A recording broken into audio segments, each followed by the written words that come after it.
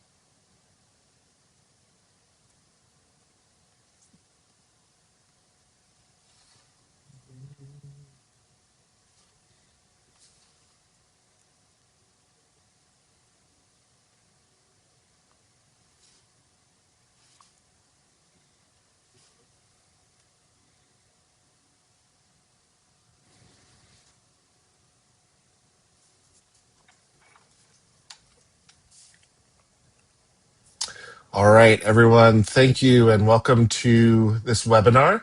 My name is Derek Weston. I'm the Director of Theological Education and Formation for Creation Justice Ministries. And we want to welcome you to this film screening and panel discussion as we view fighting for higher ground in Detroit. The mission of Creation Justice Ministries is to educate, equip, and mobilize Christians and Christian institutions to protect, restore, and rightly share God's creation. And one of the ways that we have done that was with our participation with the American Geophysicists Union's Thriving Earth Exchange. So this evening discussion is centered around the documentary film that you're about to see, highlighting the work of two Detroit-based congregations, Scott Memorial United Methodist Church and Nazarene Missionary Baptist Church, who are part of our Thriving Earth Exchange program. Before we get started, a few housekeeping notes. We will have a short Q&A time at the end, very short, of the webinar. So please put any questions you have in the Q&A and not in the chat. This program is being recorded, and you will have access to the recording within the week. So in 2024, Creation Justice Ministries replied to an RFP from the American Geophysicists Union talking about the Thriving Earth Exchange.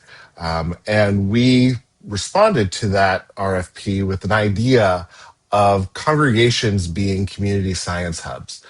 We hadn't really done anything like that before. We didn't really know how it was going to work. But we were excited to work with the Thriving Earth Exchange and the wonderful staff from AGU. With that, we were able to identify 10 congregations and community organizations who were interested in seeing how they could be a part of solving community problems. The issues that they were tackling were wide ranging, several dealing with food insecurity, some dealing with things like waste management, some dealing with things like lead poisoning, but all of them trying to mobilize community assets to think about how they could solve problems in their area. For us as an organization, it was really good for us to think about the ways that creation justice is not just about thinking about the mountains and the forests, the pristine places that we love, but thinking about how we can actually be protecting creation in our urban centers, in urban places, in places that oftentimes we're not thinking about the impacts, the environmental impacts and environmental justice issues. So being able to work with an organization that had a rich scientific background, that had a huge interest in environmental justice was a really great experience for us. And so we had really grateful for Thriving Earth Exchange for the amazing work that they've done. Part of the project was getting to make a short film on one of the areas where we had a couple of different churches working. So we had two churches that were working in Detroit, and we decided that we wanted to highlight some of the work that they were doing, some of the stories that they were telling, and listen to the ways in which working with Thriving Earth Exchange was impacting the ways that they were doing ministry. So I'm going to stop talking now, and I'm going to go ahead and screen this film, and we'll have a chance to talk to some of the folks who have been involved with this project and involved with the film after we have a chance to watch it.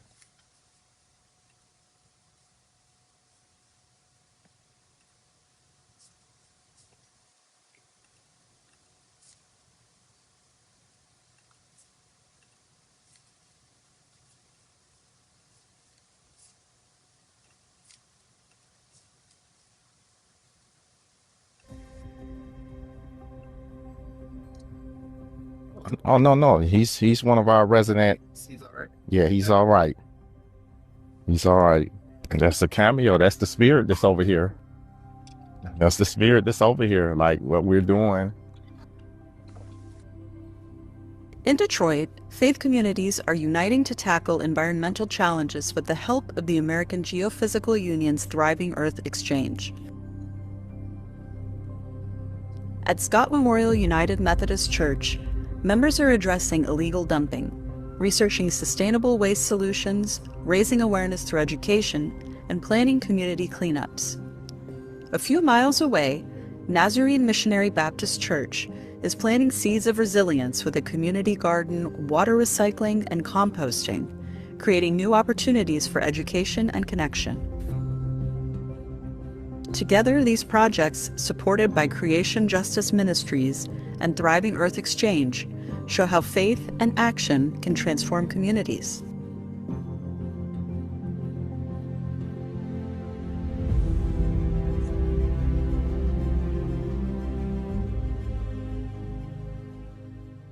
This is one of the primary portions of our project.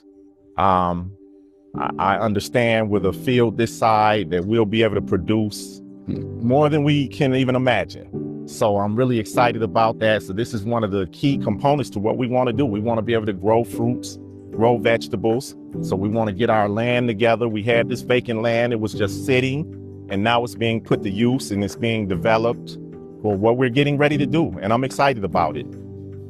At one time, this entire block had houses on it on both sides. And today, there's one house way down at the corner, and there's another house in the middle of the block.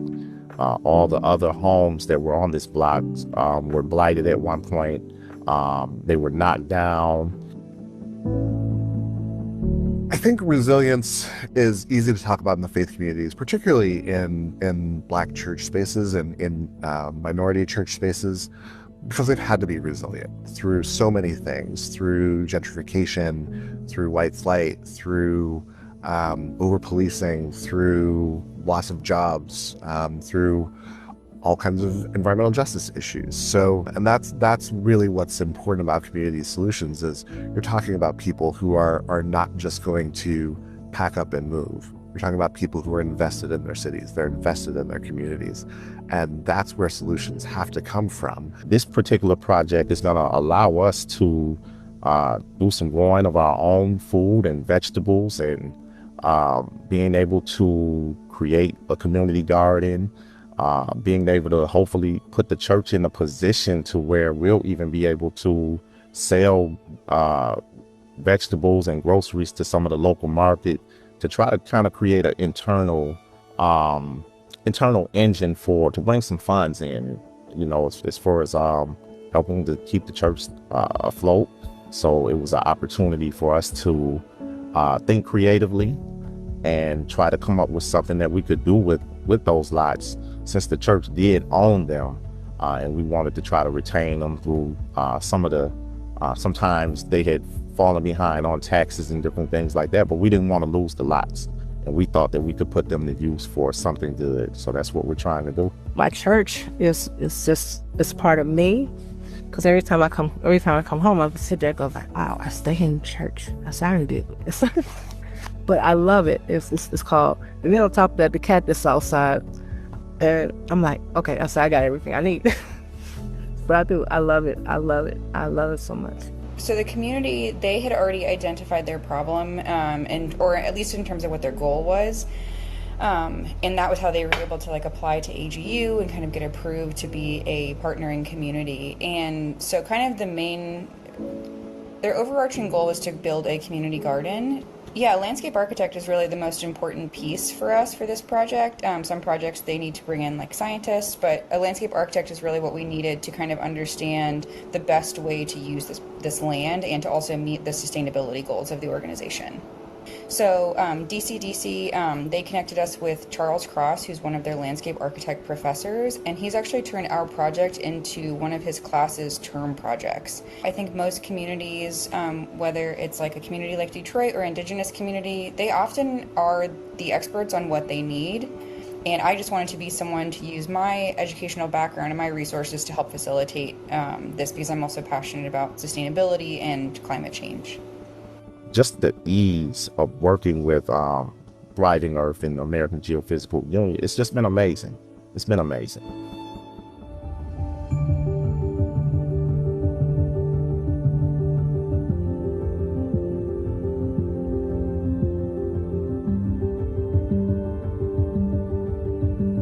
Yeah, so before it was just a vacant, well, not, I won't say vacant, but it was just an alleyway. But typically the trash actually would have been closer to where the actual dumpster is.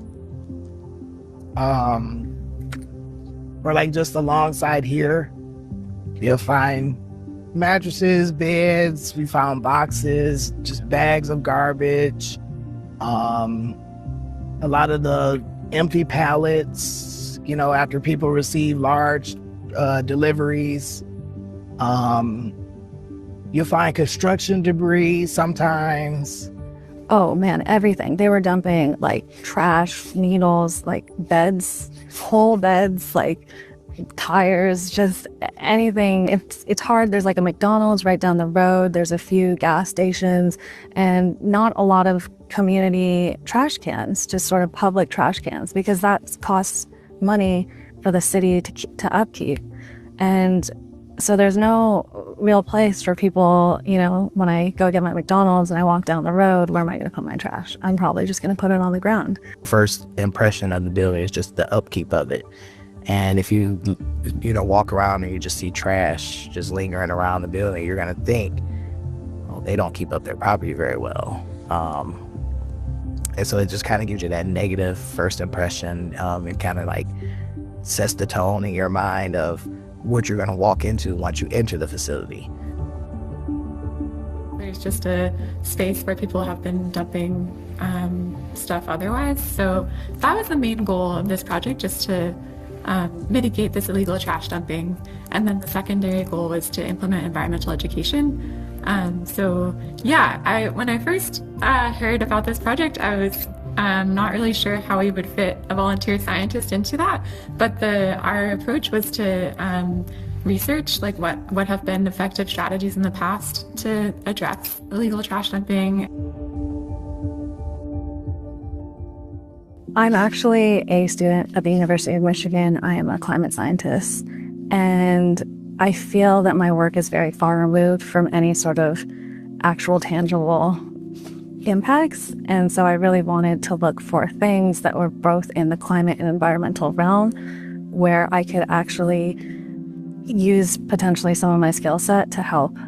So we have made some land use changes. That's kind of a big word, but essentially it just means that we wanted to modify the church area to make it both harder for people to dump and also to give them more sort of responsibility and respect for their community in general. So things like beautifying, we hired a muralist and we're commissioning a mural that is in progress right now. And we put up signs stating that you should not be dumping here. And we also put up lights because it will make it harder for people to do sort of illegal things when there's lights around. So Thriving Earth Exchange serves as sort of a facilitator where we can work on environmental problems that are not at the forefront of people's mind and actually implement them in the community. If we're standing here from 8 years from now, I think we're talking about success. I'm thinking we're talking about a business model from the context of our community gardening, self-sufficiency, environmentally friendly capacity, I would say. I think there's successes that'll look like a lot of different things. I mean, one, it's the actual projects getting off the ground. It's actual community garden that's vibrant and thriving. It's actual, actually feeling like the waste management issues that Scott are taken care of. So there's actually, it's seeing the projects done. That's one level of success. But there's a different level of success that we're beginning to see, which is that the churches are energized, recognizing that they can be a part of the solutions to some of their own problems. This project is a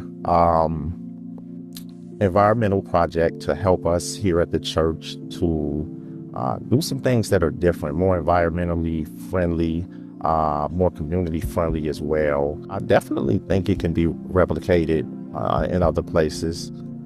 There's nothing special about Nazarene Missionary Baptist Church, except we are facing the same type of community issues, environmental issues as any other church that's probably across this country.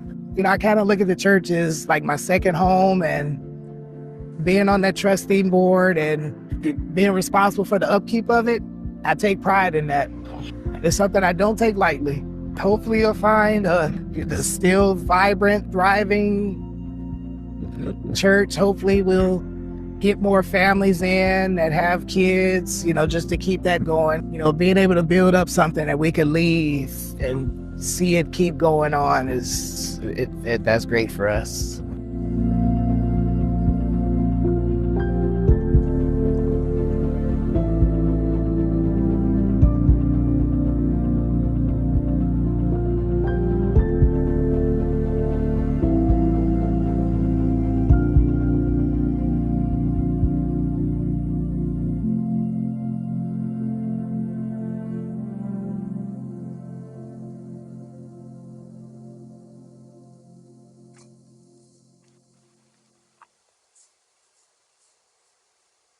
Okay.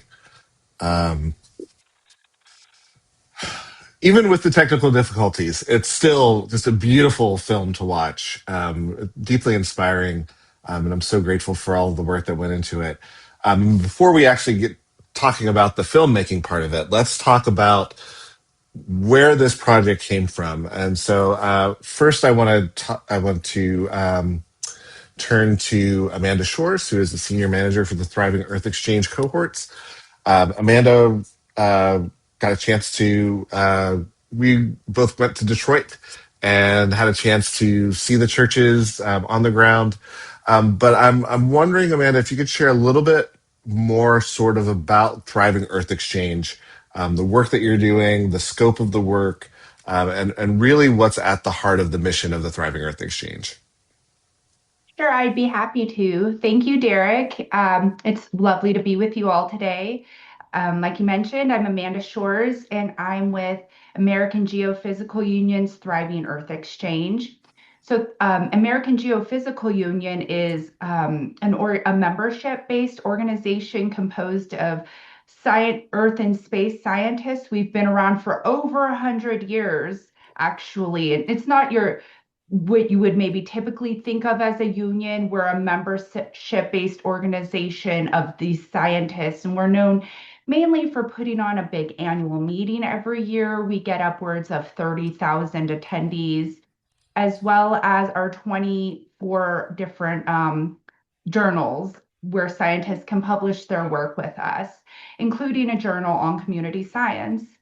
And so Thriving Earth Exchange was created within American Geophysical Union in 2013. And since then, we've hosted over 400 community science projects, much like the ones that you just heard from during the video screening. And so the way that we work and the way that we consider, because community science kind of goes by a lot of different names. Some people call it participatory work. Some people call it co-production. But when we say it at Thriving Earth Exchange, we really mean having the communities lead because they know the most about what they're experiencing. So have them design their projects around and building the expertise and that they need in order to solve these environmental challenges. And so, and when we talk about community science in particular, we're talking about using observation, data, scientific method, analysis to help understand our environment around us and how we interact with people, and to design solutions that, work for the community so they can be sustainable through time.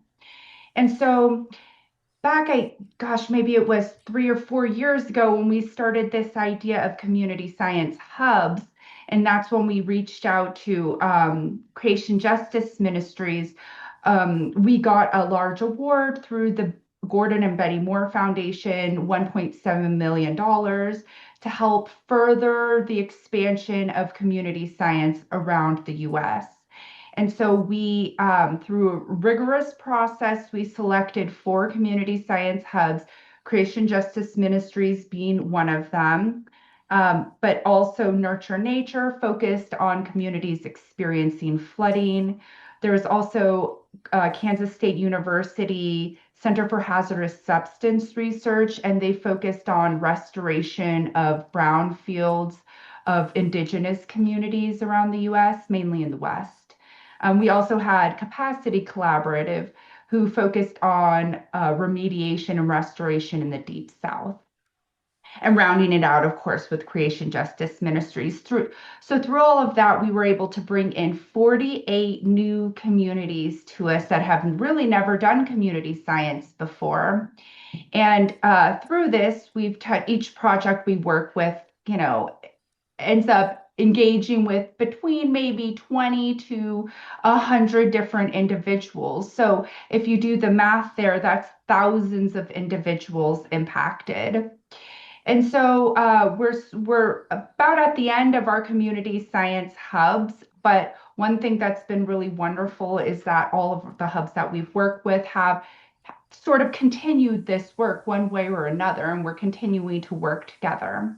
So it's been really meaningful, and I love that we've had these videos that come through this work. It's one of my favorite aspects, is to get to really hear the stories, because it's nice to read about it on the website and things, but when you hear about the direct impact, it's really powerful. So thank you for that. Maybe we can turn it over to Bill to hear about how he was able to produce and direct these films. Yeah, Right. thank you.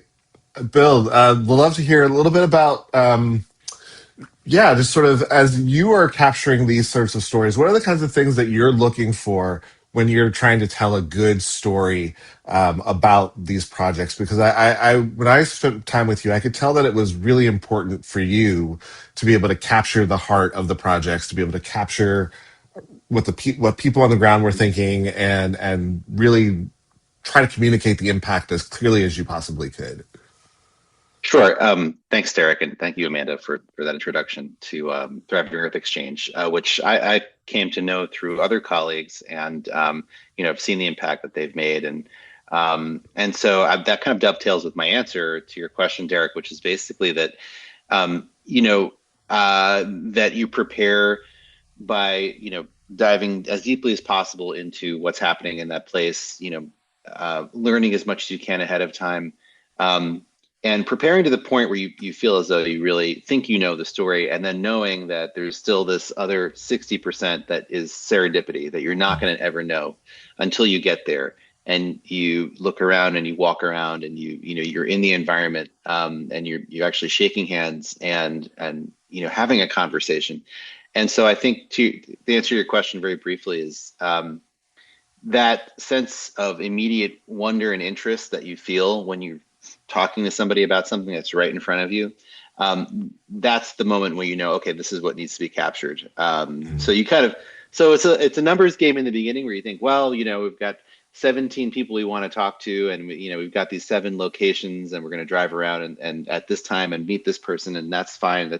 That's the matrix of responsibilities to be able to create that infrastructure for the film. But you know, my favorite part is just what you don't know until you get there. Yeah, that's really great. And I think one of the things that really comes through loud and clear was that with these stories, um, you know, there was so much heart in them. There was so much energy and passion that just kind of pours off the screen. Even in just a very short film, it feels like there's just so much depth to what it is that you're trying to capture. Well, yeah, I mean, in talking to Kevin Harris, who is the most gracious, the most generous host, and just Kevin, I had such a great time with you, learning from you and trying to understand what's going on. That's it. I mean, that's sort of that sense of, you know, gratitude to be able to have this opportunity to understand the problem and try to capture it. That's the thing to try to follow. That's the thread to follow, and to make sure that the film kind of can reflect that. Yeah, yeah. Well, Reverend Harris, I want to turn to you and hear a little bit about how this project has affected your church and the ways that you think about the ways that you engage with the community. Yeah, I appreciate all you guys, just the opportunity to continue to fellowship and build through networking and communication. It's been amazing. Just maybe less than a month ago, we had the opportunity to finally get our seeds in the ground. Um, you know, we have 8 apple trees now that have been planted, and we have a bushes or plants of blackberry that's going to turn into blackberry bushes. And that's our start. And it just represents life to a community that, did I freeze? Can you guys hear me? Yep, we can still hear you. It just represents life to a community that at one point was, you know, everything opposite of life was happening. You know, the neighborhood was rough. There were a lot of bad things happening in the neighborhood, and I hate to say it, even death. Even, you know, there was a building that was knocked down right on the corner over there. That it was what we call a gambling spot, and you know they would be out there gambling all night on the weekends, and somebody was killed. You know, we had a couple of homicides that happened in the neighborhood. So the significance to plant seeds, to bring over, you know, these 8 apple trees that were, you know, still baby apple trees, to actually see them go in the ground, it represented life. And then you had some of our elders in the church who actually came out and helped, um, you know, with that actual process. So it's a process of bridging the gap with some of the younger folks in the church and some of the elders. Um, you have a church and a ministry that's been there for 80 plus years, and you're wondering about its survival. You know, it's economic depression. Very few dollars are coming in to support and sustain the church. So to go from talking about a vision to seeing ground actually being broken, to seeing seeds going in, and now already we're even seeing little buds coming up of the plants and the trees. It's a tremendous feeling that it has given us all. It has been inspiring, and we are just so thankful for Creation Justice Ministry and just everybody AGU that has brought this together to make this happen. We're ecstatic. You started here a little bit. I'd love to hear about how the community around you is responding to seeing this transformation happen in the community? Because that's a pretty big deal, even from the time that we first met you and first got to see your church to thinking about there being seeds in the ground and thinking about there being trees in the ground. How is the community responding to seeing the beginnings of this transformation? Hey, people are coming over. They are they're always taking pictures. Um, Somebody sent me a picture the other day because somebody on our team put a like a little billboard down that said, "Hey, make sure you're careful when you're cutting the grass over here. Don't get too close to the blackberry bushes." And it said something like, "We have trees and fruit trees that are growing here." So it is really kind of just like a jolt of energy that's going through the community. And again, like, as I said, it just represents a good thing that's happening on that corner right there. After being stagnant for so many years and so long, nobody really knowing which way the neighborhood is going to go, and to come in and to put in the work and to say, yes, we're going in a positive direction, it's making people feel good. So they're coming by, they're driving by all the time to look and see what we're doing. They're stopping by to talk to us. So it's great. Mm, that's really good. I know we have a smaller crowd tonight, but if you do want to ask any questions, feel free to use the Q&A function at the bottom of your screen. I'm going to start this off though. Amanda, I'm interested in thinking about how do we get more organizations involved in community science? I mean, this was a kind of brand new endeavor for Creation Justice Ministries, and community science was brand new for a lot of the churches and community organizations that we engaged. Um, how do we kind of spread the good news about community science? Because I feel like there's something really transformative that's possible with engaging communities in this way. Thank you. That's an excellent question that we're pondering as well, because $1.7 million, you can really do something with that, and we were able to distribute over $500,000 directly infused into the communities, those 48 communities. But that's the thing is a lot of this work we're asking community members to do pro bono or for, volunteering, and everyone has so much going on in their life. It's a tumultuous time in the world right now. And so there's those challenges, working in a volunteer basis. But then there's also the additional challenge of the funding cuts, which have been extremely significant for the environmental sciences in general. And a lot of the work that was really, some of the big EPA grants that were really there were ones completely focused on community science, and those have gone away. And so we have some real nice momentum being built, and I still see that as happening. These projects sort of happen a little bit more organically when the community is maybe adjacent to a college with an extension, and so the maybe or the city is working with the college and things like that.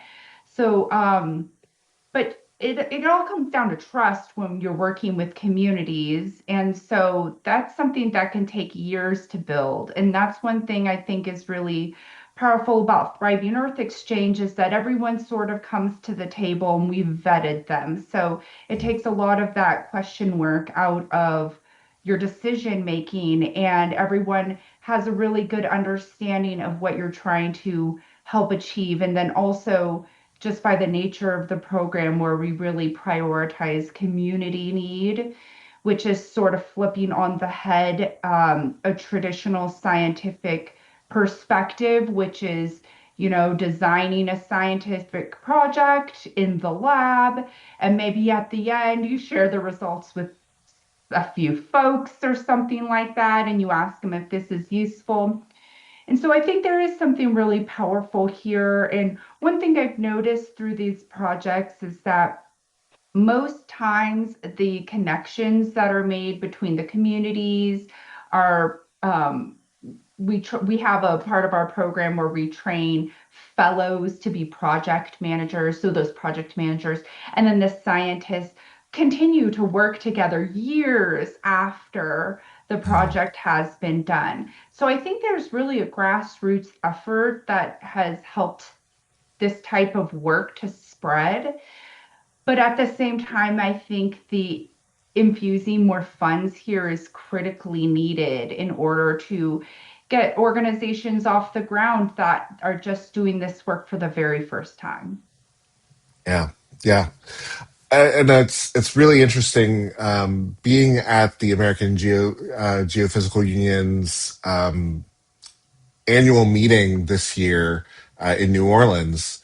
There was a lot of conversation about the cuts that have happened at the federal level. There was a lot of conversation about the fact that it seemed like there was a significant decrease in attendance from the year before because of projects that weren't funded and things of that nature. So recognizing the sort of ripple effects of the political climate we find ourselves in, that it's not just the obvious things that we see kind of in our face, but there are real folks who care deeply about what is happening in a climate changed world, and they're not able to do the kinds of research that they want to do, and they're not able to have the kind of reach that they want to have. So that was really um, that was really telling for me, being in that space and seeing how that was just such a huge point of emphasis. The funding cuts that were happening, and the ways that that's really impacting our way to do good science. So thank you for sharing that. Um, Bill, I want to come back to you because we had a chance to see several of the films that you made um, for other hubs that were a part of AGU, and I'm just wondering, what is there something special about being able to tell these stories as opposed to other projects that you might get to do? But you had a wide range of backgrounds and diversity of people. It feels like there's something unique that is happening in the storytelling that you're doing with AGU. Sure, and I'll just bring up, just as a visual evidence that that these communities really are incredibly different from from an environmental point of view, from a geopolitical point of view, from an economic point of view. But I think that the first one, this is Hawaii on the island of Maui. This was about bay health, and it was also about restoring old fishing grounds that had been kind of erased by development and neglect, and so restoring those to be a vital food source. Burlington, Vermont. This was an interesting one about it's a huge refugee population there in Burlington, and they weren't always able to participate in kind of emergency or disaster recovery efforts because of the language barrier. And so this is about creating a hub for public awareness, that people have resources they can go to if they get flooded, resources they can go to if something happens to one or many members of their community. Of course, Detroit, which we just saw, and then this is Parrish, Alabama, which is a town that's about 35 minutes west of Birmingham, Alabama. And this was about food insecurity. It's a town of 900 that's kind of dwindling, and it has been dwindling in population, and it's seen an exodus of industry, as many towns have. And in this case, it was really about taking an old football field and figuring out how to bioremediate it so that in the end it could be a giant community garden for the entire town, enough to feed a whole town. And so they're well on their way to figuring that out. So long story short, the I think the diversity of circumstances is certainly super interesting, and there's a lot of depth there. But what unites all of these is that I think um, adaptation is agency. That's really what I've concluded about all these communities. They're all adapting to changing circumstances, their communities changing circumstances, and they're all deciding that in adapting, that's how they take agency over their circumstances to begin to control their destiny. And so that 100% unites all four films. And so I guess that would be my contribution is Yeah, trying to yeah, capture that. yeah. And a beautiful diversity of stories, a beautiful diversity of experiences, and just really enjoyed getting to see Mhm. some of these films when we were in New Orleans back in December. And all of these films can be found on your website. They can. Team3llc.com. You can also go to AGU's website, and actually AGU's YouTube station has these videos as well. And so go to both places. Why not? Why not? To see them. Fantastic. Thank you so Yeah. much. Um, Reverend Harris, I want to come back to you sort of for the last word. Like, as you're thinking about when we, this is the beginning of a vision that you were casting when you started talking about this project with us. What do you think is the future for your congregation? I know you kind of answered this question a little bit in the film, but like now that it's starting to happen, how do you think about the future in this space and for your ministry and maybe even for um, your part of Detroit? I remember when I was growing up as a kid um, in Detroit on the east side, and you would, those days you got the opportunity as kids to run around and be outside, as they say. Today we know it's a lot of video games and parents are trying to keep a closer eye on their kids and stuff, so they may not get out to play and be outside as much as we were. But I remember apple trees and I remember fruit trees right in the neighborhood. I don't know the last time I've ever seen a fruit tree in a neighborhood, in somebody's backyard.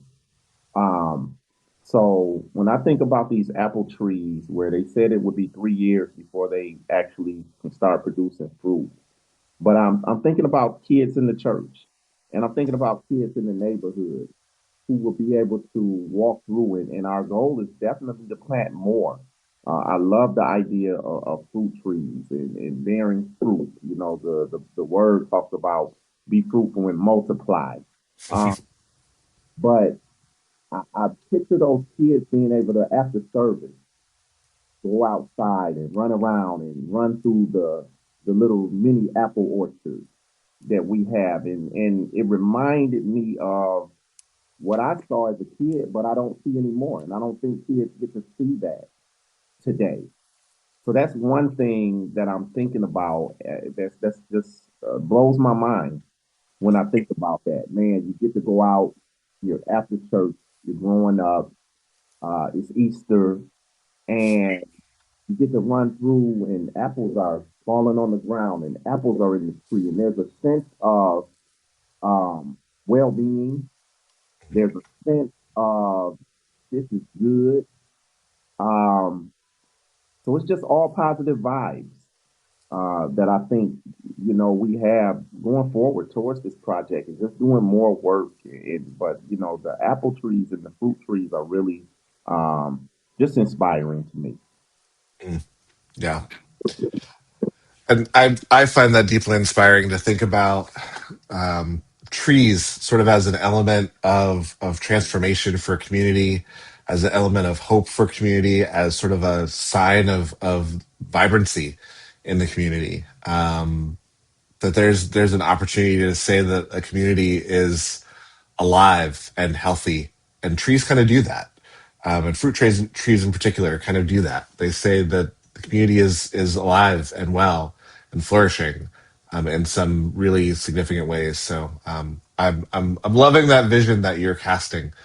Um, Before we go, I do want to just acknowledge that we weren't able to have anyone from Scott Memorial United Methodist Church here, but incredibly grateful for the work that they've done. Incredibly grateful for the ways that they continue to serve their community, and hopefully, we'll be able to do something else with some of the folks who are part of that project in the future. But grateful for Reverend Harris. Grateful for you, Amanda. Great for you, Bill, for the work that you've done. All of the hands that have gone into making the Thriving Earth Exchange what it is, and really helping to get the good news of community science out into the world. So thank all three of you for being here this evening and for doing the good work that you're doing out in the world. Thank you all so much. Yes. To be a part of this and just to share the same space that we have shared. I was blown away by that gathering in New Orleans. Never seen anything like that before. I don't know if I'll get to experience it this time around, but the impression was just amazing. Yeah. Well, thank you. And thank you for everyone who's watching this either live or recorded. You can learn more about this project and other things that are happening at Creation Justice Ministries by going to www.creationjustice.org. Thank you, everyone, and have a great night. Thank you. Good night, everyone.